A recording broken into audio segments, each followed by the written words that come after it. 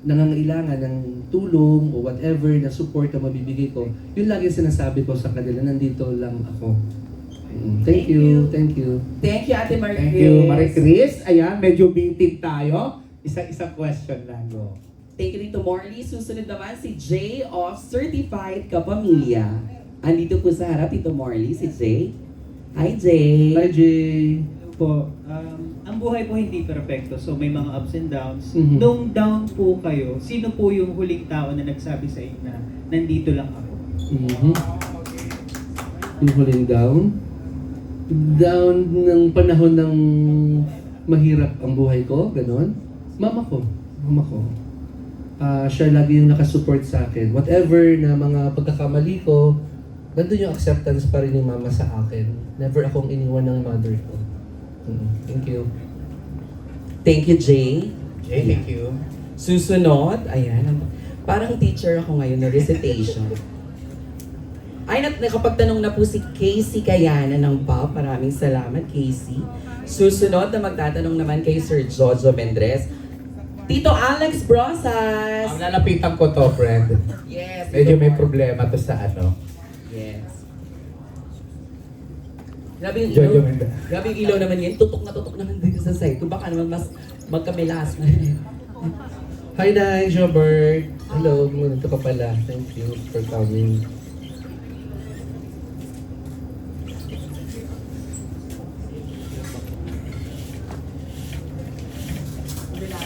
Hello, here.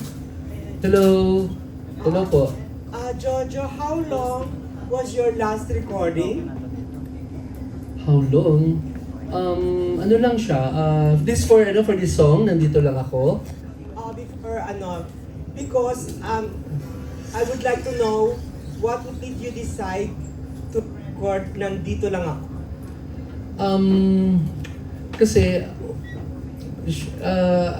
ito kasi nandito lang ako, ito kasi personal created song ni Jonathan Manalo according to him sa akin. Ifinit niya yung song for my voice. At kaya ako siguro talagang, could you repeat again the question? Medyo na mental block. Pasensya na po. What's again the question? What made you decide to record nandito lang ako? Maganda yung song. The first time na narinig ko yung demo ng song, sabi ko ito na yung dream song ko. Sabi ko kung magkakameron ako ng first original song, gusto kong itong kantang to.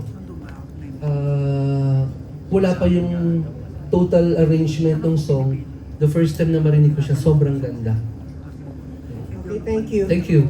Maraming salamat, Kuya Alex. Ito naman susunod.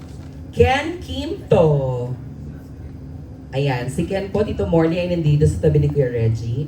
Hi, Ken. Ayan. Hello po. Hello. Nakasulat po dun sa press kit mo na nung sumasali ka po sa mga contest, nanalo ka ng 200 pesos. Pwede mo po ba makwento sa amin kung ano po yung ginawa mo dun and paano siya naging parang nagbukas sa'yo sa music po? Wala lang, parang nung makatanggap ka ng consolation prize for the singing contest, na sa akin yun okay na sa akin yun. Binili ko lang siya ng mga bagay-bagay that time at wala naman akong inisip na magpapatuloy ako hanggang ngayong panahon to. Siguro baka nung time na yun, nasa isip ko, sinubukan ko lang. Ganun siya. Nakapag-open na sa'yo sa music? Meron ako ng lakas ng loob kasi lakas ng loob ko kumanta ng Mr. DJ doon sa panahon na yon. So, dala-dala ko siya until now kasi iba yung nagpe-perform ka sa madaming tao, nakaka-nervous yun. So, nakadagdag ng self-confidence sa akin yun. Salamat po. Thank you. Maraming salamat. Pero feeling ko parang gustong itanong ni Ken, dun sa 200, ano yung nabili mo bukod dun sa lakas ng loob, Sir Joe? Well, hindi ko na ma-recall. Basta ang alam ko, pinambili ko lang nung mga siguro pagkain nung time na yon, ganun. Yun ang ko. Yun. Oo. Kasi nasa probinsya yun, Pitogo, Quezon. So meron doon, alam mo na, yung mga tinapay, mga chichirya, yung gano'n. Very simple. Mm. Ang nabunot ko po na susunod, thank you Sir Joe, si Jay ng Certified, kaya lang nabunot na si Jay kanina. So, tari dalawa yung sa kanila. Ay, ito naman. Susunod. Ayan. Miss F. Fernan de Guzman. Yeah. Hi, Miss F. Hi, Jojo. Congratulations. Congratulations. Tagal natin hindi nagkita. Long time no see. Thank you. Happy ako dahil nakita kita ngayong araw. Ako, salamat. Ang tanong ko, Jo, kung ikaw ay isang kanta or isang song, anong title ang song na ikaw yon? So yun. Ano to? Ako ang nagwagi? Wow! Sino ba kumanta nun? Contest piece. Sino kumanta? Dulce? Ako ang nagwagi. Isang question lang daw, Jo, bawal ang second take. Na. Diba? Baka naman pwedeng i-follow up na yung ako ang nagwagi, di ba, Miss A? Bakit ikaw ang nagwagi? O, yun na lang, no? Oo. Ano ako nagwagi? Wala lang, nagwagi ako in the sense na yung hirap na dinanas ko sa recording kasi bago ka makapasok sa recording, ang dami mong pagdadaanan. Oo, kapag backup ka ng malaking stations, mas meron kang edge din sa mo. Ako na may ordinaryo lang kaya sa dinaanan kong yun, parang feeling ko ngayon ako yung nagwagi kasi sa dami kong ang hirap kong i-explain yung mga pinagdaanan ko. Kung siguro kayo na dun sa sitwasyon na yun, susuko na kayo eh. Kaya, yun. At this time na masaya ako sa nangyari sa buhay ko, kaya ako yung nagwagi. Perfect. Thank you, congrats again. Miss F, maraming Thank you, Miss salamat. F. Susunod, tawagin naman natin, Ate Blessy. Hi, Kuya Ray. Pumalo. Yung nakita uli nakita. Nailito. Hello.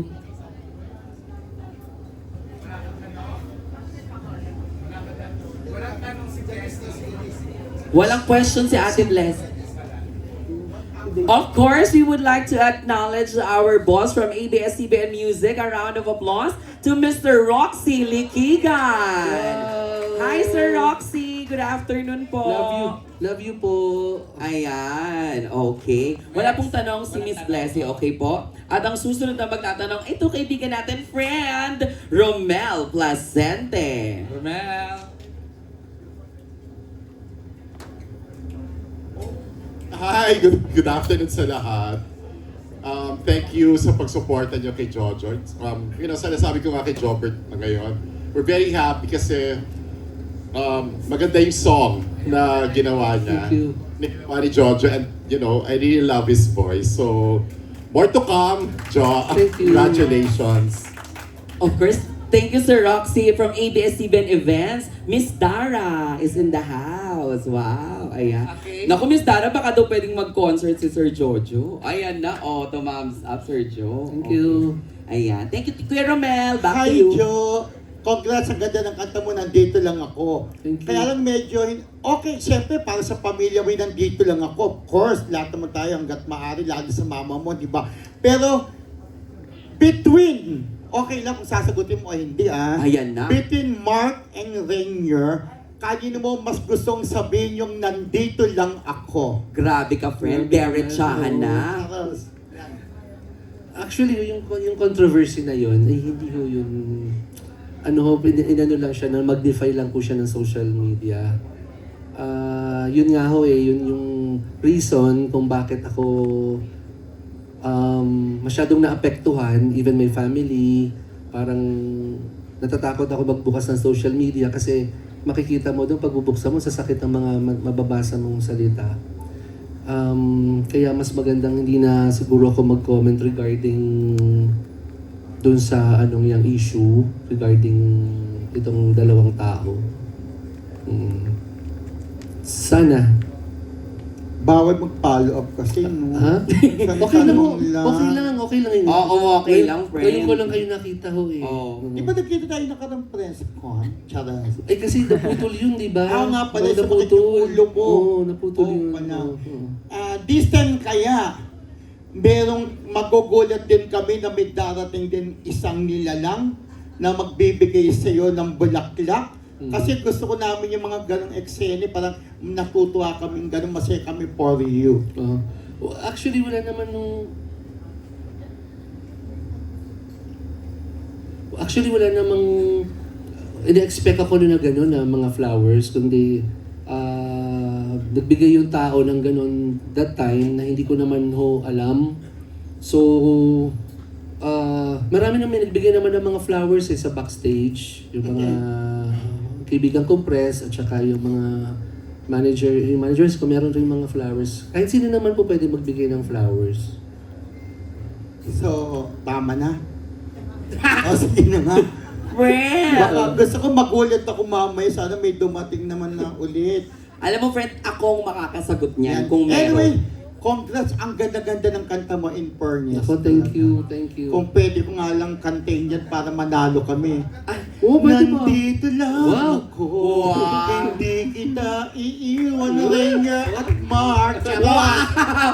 May ganun ka pa, Kuya Romel. I Tapos- love you so, Hindi, so syempre, much. baka Thank you. na-apekto din naman Sir Jojo, di ba? Naiintindihan naman namin. Thank you po. And congratulations in first like, ang napakaganda ng kanta. Especially Jonathan Manalo ang nag-compose, di ba? Totoo. Yan, may panlaban ka na naman sa Star Awards for music.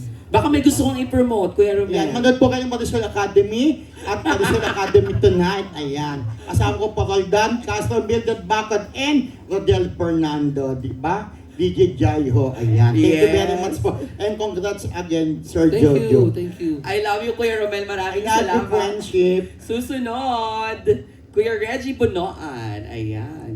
Ikaw na, totoo na ito. Ayan po. Hello po. Magandang hapon po. Oo. Doon ho sa sinabi niyang ay yung pag-usapan, yung dalawa, lagi ho naman kasi kayong nakikita sa social media, nakikita kayong may magkasama sa pictures sa Okada. So, paano po natin maiiwasan yung ganung issue po? Yun nga lagi may naka-follow na na Paparazzi. maparazzi. Yung basta kung sinong makitang kasama ko, nagbibigay sila ng kulay. Hi, Jonathan! Ayan, at binati Ito naman na ni Sir Jojo si Sir Jonathan. Let's all acknowledge the presence, of course, of the ABS-CBN music head, Jonathan Manalo. Sir Jonathan, can you come up on stage, please? Ayan, maraming salamat po sa inyong pagdating, Sir Jonathan. Nice to see you again po. Congratulations sa song na ito. Thank you, Jonathan, for the song. Congratulations, Jo. Okay. Ako, ang message ko lang kay Jojo, of course, I'd like to congratulate Jojo sa mga nagawa niya so far with his music. And ako, yung song na ginawa ko talaga na nandito lang ako, nung nag-ask sa akin si Jojo na sumulat ng original song for him, sinasabi ko nga, hindi ito galing sa baol or song na matagal ko nang nagawa at binigay ko sa kanya. This is a song specially written for Jojo. Thank you po. Thank you. And syempre gusto ko talaga na yung song na mag-showcase nung natural voice niya. And pag napakinggan nyo, lumabas talaga kung ano yung natural voice ni Jojo. And sobrang tailored fit sa kanya, pati yung messaging ng kanta. Kasi tinanong ko si Jojo, sabi ko, Jo, ano ba yung gusto mo na maging emotional connection ng kanta? Sabi niya, ano ba yung pwede natin maging peg? Sabi sa akin ni Jojo, gusto niya yung parang handog. Kasi favorite song mo, di ba yung handog? So, hindi naman parehong-pareho ng handog, pero yun yung naging inspiration ko, writing that song. Yung kapag pinakinggan mo, tatama sa puso, and kakantahin mo sa mga tao na hindi nag-give up sa'yo, hindi ka iniwan through thick and thin. So, pwede siyang kanta ng POV ng taong nagpapasalamat sa mga hindi nang iwan sa kanya. At pwede rin POV ng mga tao na nagsasabing hindi kita iiwan through thick and thin. So, lumabas naman ng maganda. Ako proud ako kung ano yung kinalabasan ng song at kung paano siya na-interpret ni Jojo. And ang wish ko lang is for this song to be appreciated by the music audience, na sila din makakonect sa mensahe ng kanta sa kani-kanilang mga sariling context in life. Dahil sa buhay naman natin, meron tayong mga matatawag na mga tao, na makakantahan nating mga tao na hindi tayo iniwan. Kahit na anong nangyari sa life natin, nandun sila, through thick and thin. Yes. Congratulations, Thank you, Jonathan. Thank you. Maraming salamat, Sir Salamat. Jonathan Manalo. Of course, Sir Jonathan, i-grab na natin tong opportunity na mag-picture ang mga press people natin na nandito ngayon with you. Ang ating revival king na si Jojo Mendrez. Alright, center lang po. Forward, please. Ayan. And then, camera sa lahat ng mga nandito, pwede na po. Tawagin din natin, of course, Sir Roxy Likigan. Ayan. Opo, Sir Roxy. Magandang hapon po, sir. Boss ko yan eh. Yan. Para diretso sa photo. Sorry po, Kuya Reg, naputo lang yung Q&A natin. Ibabalik ko po doon. Again, Sir Roxy Likigan po from ABS-CBN Music po. Ayan. With the Jojo Mendrez on stage. Photo op tayo with the ABS-CBN bosses, ABS-CBN music heads, Sir Jonathan Manalo, and of course, our dear boss, Sir Roxy Likigan.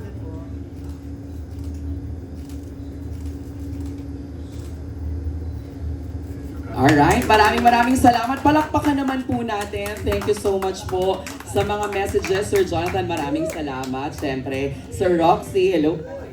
Maraming salamat. Ayan, pasensya na po sa mga nanonood sa atin sa mga live streaming po natin. Ayan. Ibabalik ko po ang tanong.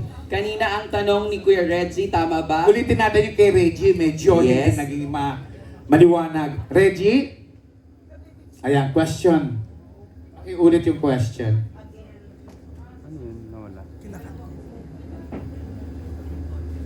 Hi Jo, sabi mo po kanina, iniiwasan mo na yung isyong yon, yung dalawa. Eh, paano po tayo makakaiwas? Eh, lagi po kayo nakikita sa social media, magkasama sa Okada, gano'n. Ano kasi, nagtataka lang ako, bakit yun lagi ang nasusulat? Ang dami ko namang kasama sa iba-ibang lugar ng mga kaibigan ko. So, yun lagi siyang yun lang ang nakaka-capture lagi ng media. Yes po. Both, tong dalawang tao. Based po sa pag-check namin, pag-imbestiga, yung mga lumalabas na picture, eh galing po naman dun sa kampo nyo. No, that's not true ho. Inaano po nila, nire-repost. Yun nga ang pinag-usapan namin ng management. Sabi ko, all those controversies, wag nang anuhin nila yon, wag nilang patulan. Kaya lang siguro, kaya sinasabi nila sa inyo, kasi there are press people na close sa akin na parang ipagtanggol naman sana ako. Sana depensahan ako kasi hindi ako makasalita, kasi hindi ko ma-explain sa lahat ng tao yung nararamdaman ko at ano yung pinagdadaanan ko. So, siguro kaya sinishare nila sa inyo is para yung mga press na mga kaibigan ko, sila yung kikilos para pabulaanan yung mga kwento-kwentong ganyan. Okay, sige po. Thank you po. Noted on this. Thank you. Maraming salamat, Kuya Reg. Susunod na magtatanong, tawagin naman natin, Kuya Roldan Castro. Roldan Castro? Wala na si Roldan. Andyan po sa red carpet. Okay. Ay, siya nga pala, TG Jaiho. Yes po. I would like to take this opportunity kay Rox for yung tiwala ang binigay sa akin. Ang laki ng tiwalang binigay sa akin. Tapos even the controversies, in-advise niya ako na huwag ko na lang pansinin yun. At the same time, yung pinangarap ko po na makaupo ako dun sa blue chair. Alam niyo po ba yung blue chair ng ABS? Nung nag-contract sign po ako, hindi po ako nakaupo doon. Hindi ako nakaupo. So parang feeling ko, hindi ako legitimate na na kapamilya. So, tapos dumating yung time na pinaupo na ako ni Rox. Yay! Kanina po. Kaya maraming pong salamat. Yun po titingnan nyo simpleng bagay, pero para sa akin po napakalaki pong karangalan. Dream come true. Dream come true. Nakaupo ako sa chair na yan. Thank you. Thank you, Sir Jo. Ayan, Sir Roldan, Kuya Roldan. Sir Jojo, Hi, Roldan. saan po kayo nakarelate sa lyrics ng kanta nyo? Anong pinaka-paborito nyo sa lyrics na nandito lang ako? Yung pinaka-chorus part, yung nandito lang ako. Hindi kita iiwan, hindi kita pababayaan. Kanino mo huling sinabi yan? Sa mga kaibigan ko. Sa mga naging kaibigan ko, sinabi ko yun. Kasi there are messages na pumapasok sa akin, yung nahingi ng support, ng tulong, ganoon. So yun sinasabi ko na hanggat kaya kong tumulong, nandito ako. walang kapalit. Parang gano'n ang sinabi ko na hindi ko humihingi ng kapalit sa